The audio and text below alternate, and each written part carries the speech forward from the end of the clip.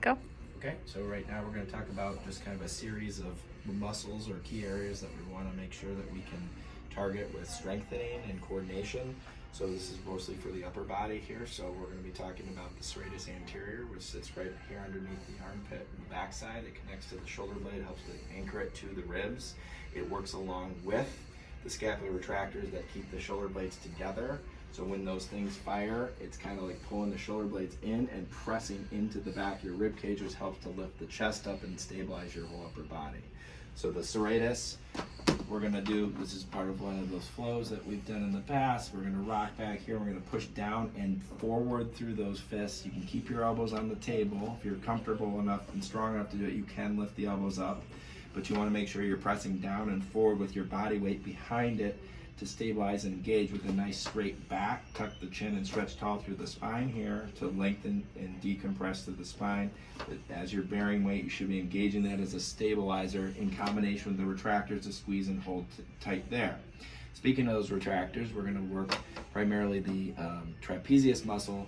So if we do want to work the middle trapezius, we're gonna be doing this airplane wing here. I'm stabilizing on my other side. I'm gonna be kind of coming up like so. Thumb up is ideal, knuckles up is okay. Thumb down is not ideal because you're gonna work more of your rhomboids, which are up here, and you're gonna scrunch more into your neck. So you wanna be more here, opening the chest and lifting. And when you lift with your shoulder blade to pull back across, pull your shoulder blade back across your back rather than doing something like this where you're gonna be driving into your shoulder, especially if you have shoulder pain. So something like this, thumb up, try to go slow and controlled, lifting and keep that chest out, chin tucked and straight. Kind of managing, stabilizing through your upper body.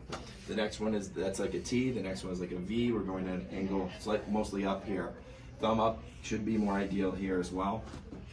This is the lower trapezius, so I'm pulling that shoulder blade back and down along a straight back, like this. It's a small movement, but an important one to keep your shoulder blade from dumping forward here. So opposite muscles are the pec major that pulls in here, pec minor that pulls down here. So pec major for mid trap, pec minor for low trap.